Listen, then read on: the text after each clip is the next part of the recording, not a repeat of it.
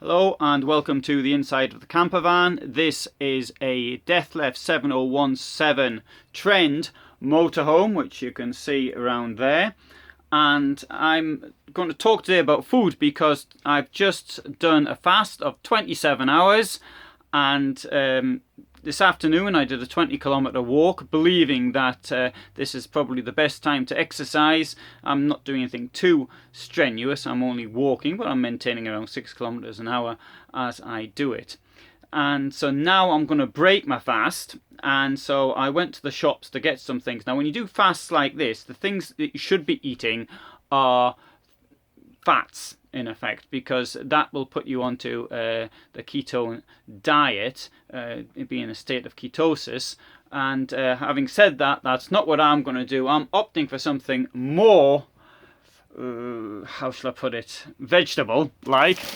So I've got myself here spinach, broccoli. Well, I got some cheese as well. I've got 2 lots of cheese. Now, the thing is, I want to get from grass-fed cows, and you don't know what you're buying. But this stuff here comes from Switzerland, so I'm hoping that it is from grass-fed cows. I've obviously got no proof of that whatsoever. Also got some of these, which that is chicory.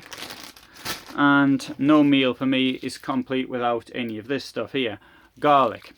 Before eating, about 45 minutes ago, I took one of these, which is a raspberry ketone, which I believe to be helpful.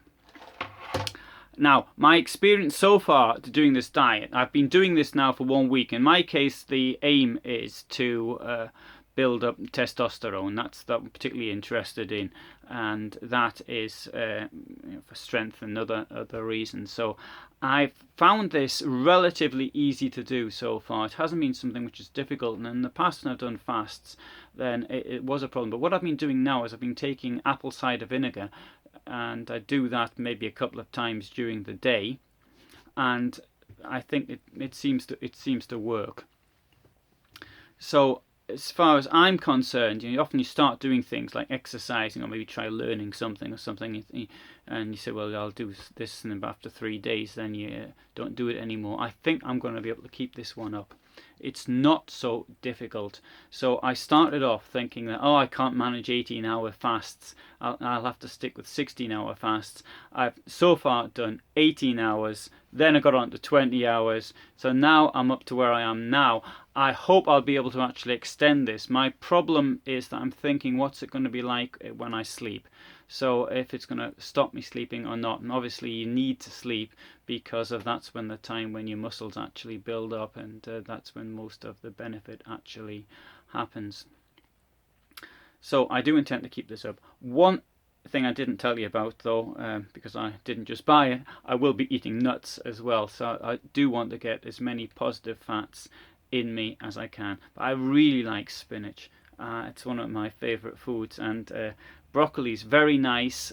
Stick a bit of butter on it, and that will aid with the absorption of the nutrients within it. So that's how I'm going to eat that.